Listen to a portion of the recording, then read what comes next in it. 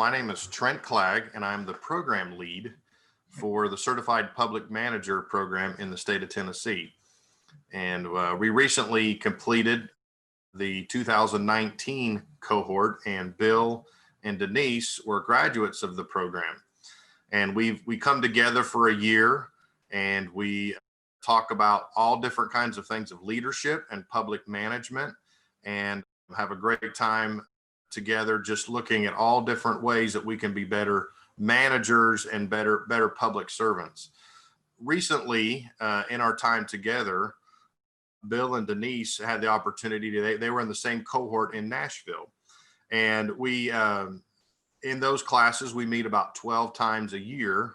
They were able to come together and have some great lessons and discussions about leadership.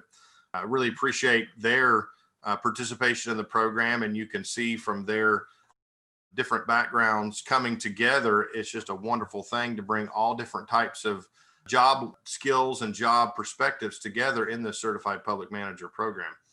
Anyway, I just thought we could start with y'all to share your name, what you do, what organization you work for, and then we could just have a good conversation about your time at CPM. Denise, do you want to start? I'm Denise Page with the Tennessee Municipal League, and we are an organization that represents the 345 incorporated municipalities in Tennessee, and we represent them as far as we support legislation that helps cities, and we oppose legislation that hurts cities, and that's it in a nutshell. But there's so much more to it. With 345 municipalities, you can imagine that there's going to be laws that affect cities differently, and that your smaller cities are going to be different, may not have the issues that your bigger cities have, and vice versa. So, and there's also regulatory issues that we handle. It keeps us busy, I'll say that. So it's challenging at times, but it's also very rewarding, because everything that you can do to help the cities help the state, and the states help the nation. So it all starts back home with us. That's great. Bill? Good morning. I'm Bill Lord with the THDA, the Tennessee Housing Development Agency.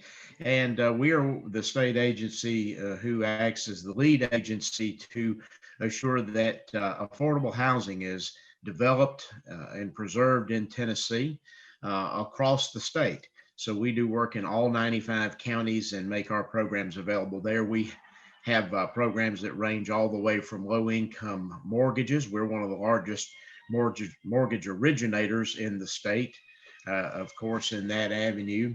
And we also have a community programs division that is where I work specifically, and we operate grant programs and other assistance programs to help with the development of affordable housing that can range from actually development of single family housing for sale to low income individuals, development of rental housing, multifamily rental housing across the state, so that there's adequate places for people to live on the lower income spectrums in Tennessee, and rehabilitation programs for low-income folks whose homes may have fallen in disrepair for various reasons, and they don't have the resources to bring those homes up, or the homes are not code compliant, and they're able to access some of the resources we have to do that. But though we are a state agency, we don't, with exception of mortgages, typically, we don't actually deal directly with the person in need, or the beneficiary, as we call on the end. We work with subgrantees, which are typically local governments, which can be city or county governments, and occasionally other quasi-government entities like public housing authorities, and nonprofits, of course, across the state, to accomplish all these the missions that we have.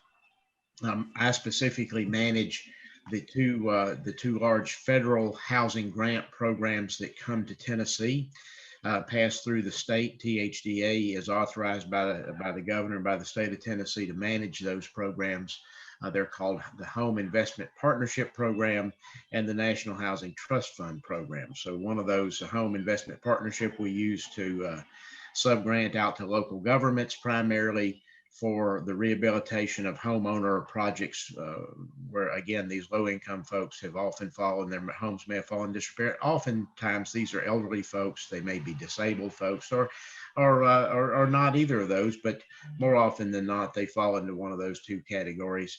And then we also provide money to some nonprofits to develop affordable housing across the state. For sale to folks at lower incomes. And by low income, we're talking about 80% of the area median income or below.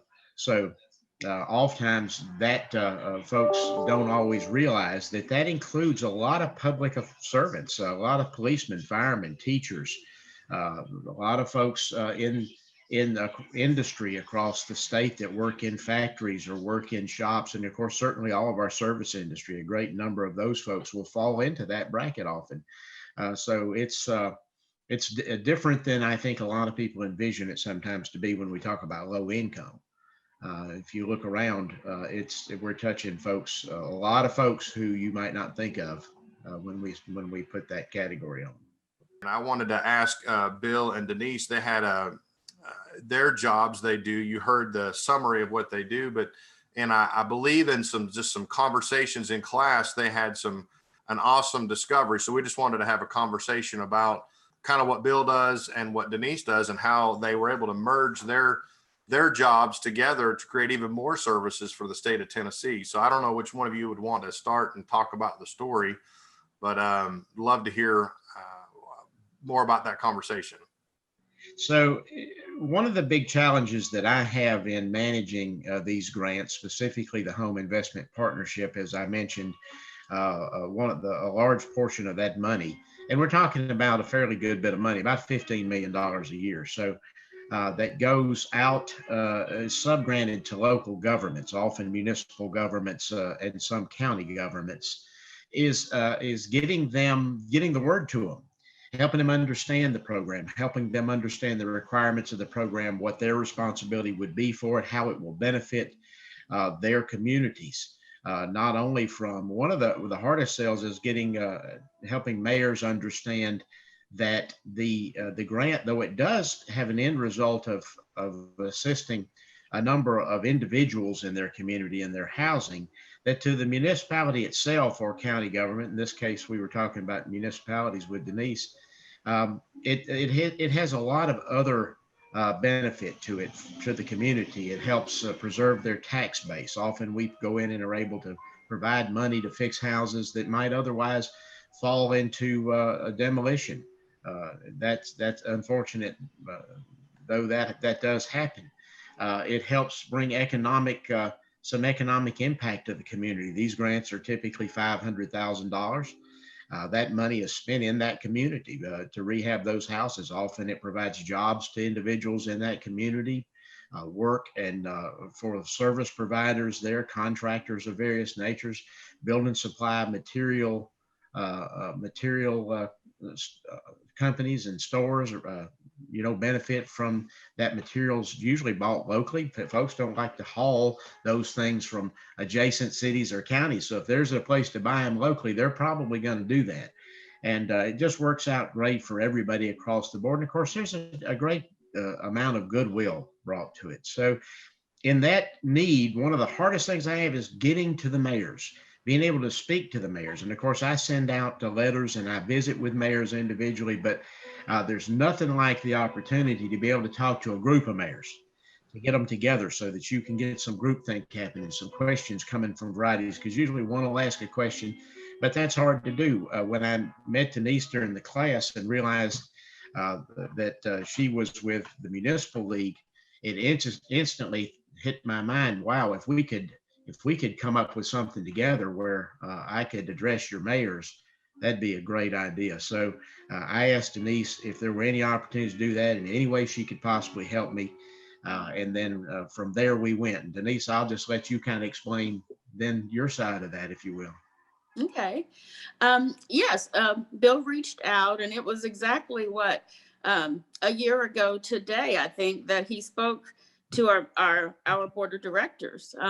When he reached out to me in class, I started thinking about the opportunities we have, and we had a board meeting, an upcoming board meeting in 2019, and our board is comprised of mayors, city managers, just representatives from every region of the state, East, Middle, and West Tennessee. And so right there in one room, you would have access to just the leaders of those communities.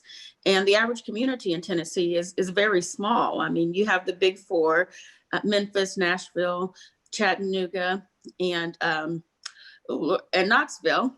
And outside of that, you have rural communities. So the needs of housing is very, very important in those communities. And Bill's agency, I think during his presentation, several members spoke up and praised the THDA and the work. And one member, if I remember correctly, gave a specific example of an elderly lady whose home was in despair, and she was one of the community leaders. And the program that Bill was speaking about was able to help her refurbish her house, I believe, and get it back into up to code. And it's a valuable service. So Bill and I coordinated.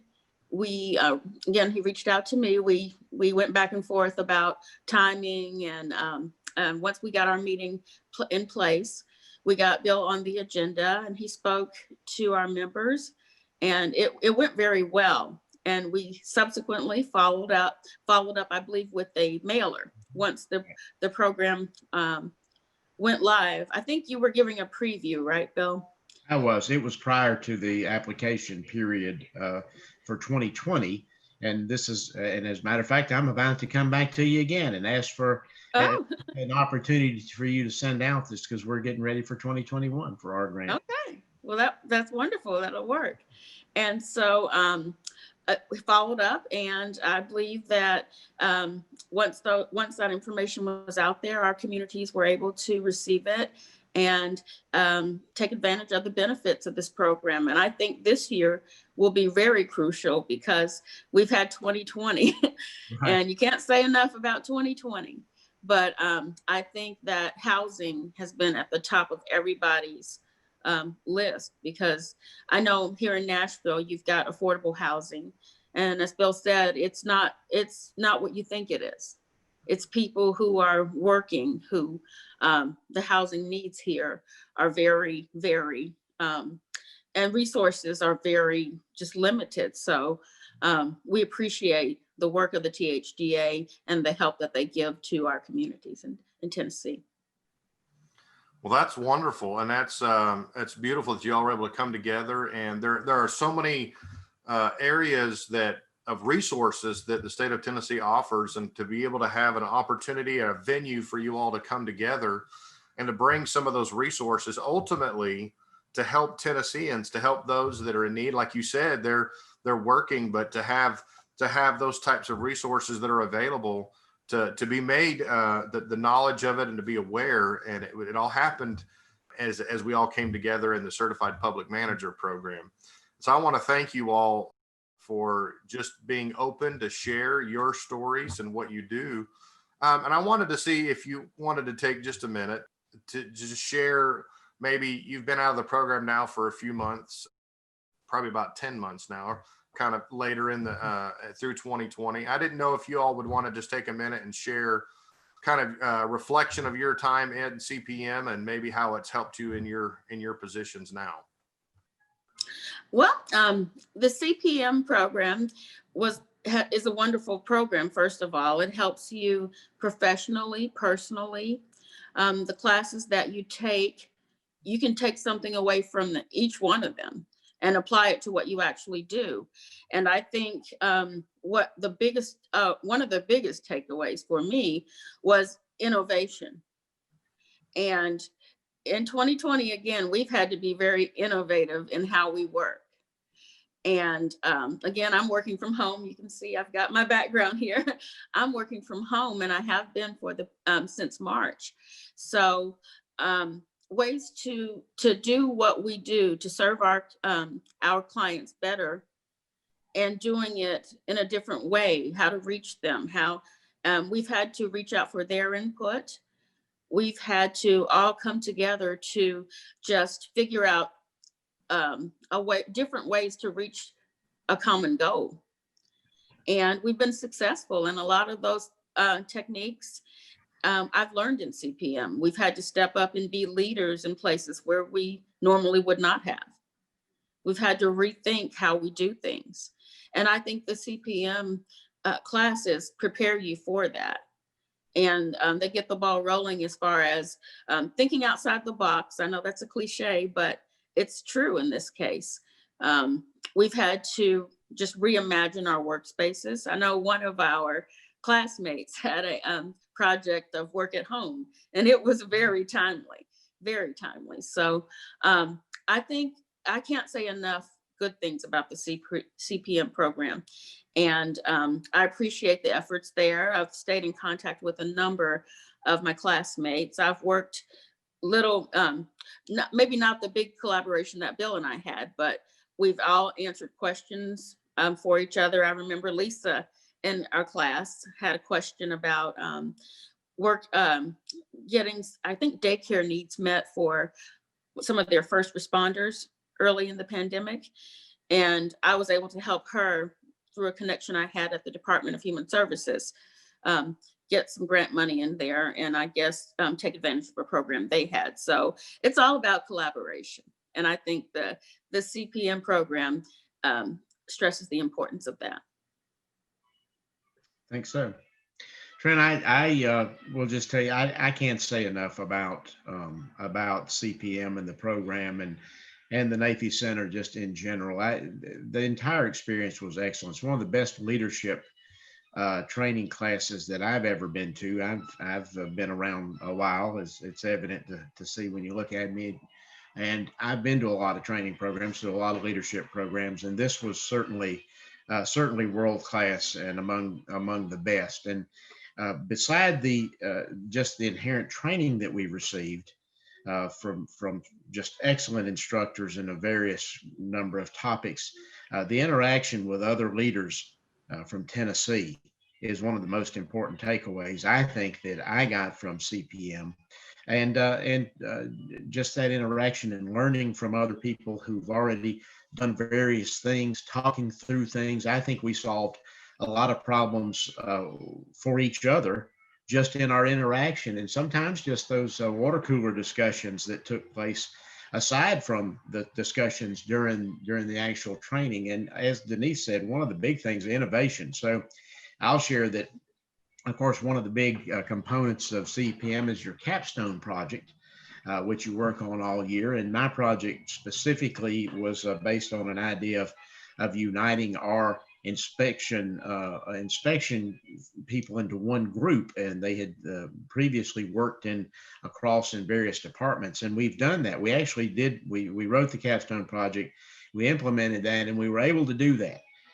And we actually implemented that late last year. It was implemented just before I delivered the capstone project, and I was really proud of that. But the big takeaway from that even was that one of the ideas we had in that, which would have been difficult to do with everyone scattered, was the ability to do virtual video inspections on some of our physical inspections to reduce the amount of travel time that was necessary to go out and travel to. Tennessee's a wide state, covers us a long way from Memphis to Johnson City, and and we're all just located in Nashville. So our inspection team was constantly all over the map, and they were, one day they might be in Johnson City and the next day in Memphis. And so during this process, we thought about and conceptualized in the capstone how we might utilize a virtual video inspection protocol where it made sense to reduce some of that time in travel of these inspectors. And of course, then the pandemic happened in February. So we were just talking about that in December and January. when we presented the capstone projects in February came along, and it was just, it was perfect because I said, I already got it. I know what we're going to do. And we wrote a protocol. We were able to put it in place very early in March. We had a protocol in place to do virtual video inspections across the state of Tennessee. They were safe for our people. They were safe for those folks whose homes we had to inspect. Fewer people had to be involved and be there. And of course, sometimes it's construction projects. Oftentimes it is where there's not anybody there but the construction people. So we didn't have to send our people out there for close interaction with other folks. We didn't have to have those other construction managers close interaction with our people. We were able to do it virtually. And the side effect was we actually were able to tremendously shorten our schedule times for getting those done. We were able to get them done quickly. We have a better product. We now have a recorded inspection, which we didn't have before, that acted for our archives. We've saved thousands and thousands of dollars in travel money in 2020 by utilizing that protocol. And of course, we've been able to serve through this pandemic without any interruption whatsoever. And in the end, we're going to continue to be able to use that. Well, those are the original roots of that idea and thought process happened during CPM and conversations during CPM and thinking about how to do it and discussing it with other Tennessee leaders and getting ideas from them of what they thought about something like that. So that was just a huge takeaway. And of course, other than that, also there several of the municipal and county leaders who were in the program with us did apply for our home grants this year just because of our relationships we were able to build during CPM. I'm sure that will continue to magnify over the time, and we were able to spread some more of these grant funds out into parts of Tennessee that we might not otherwise have touched. But that the opportunity to get in and get to know these other leaders in Tennessee through CPM made that possible, and I will forever be indebted. And I will say also the interaction with our instructors and with the staff of the NAFI Center. I was just writing something about that to say, that's one of the big things you should not, if you're going to take CPM or you're going to take one of the other leadership programs that Tennessee offers and that NAFI offers, to not discount or in any way devalue the value of meeting and getting to know and talking with the instructors and the coordinators at UT at NAFI, because there's just an invaluable amount of information you can get there and great networking opportunities. So just a great experience overall. I would and have highly recommended it to others in Tennessee leadership and will continue to do so. Well, I want to thank you for your kind words. Just excited about the program and just the benefits that the relationships and networking and just the ability to bring that much more knowledge and leadership skill of cross networking to great people in Tennessee. And you two are some of those great people in Tennessee and working hard to make Tennessee a better place. And I really appreciate your time today to sit down and just talk with me a little bit about CPM and your time together. So thank you all so much. Thank you. Thank you, Trent.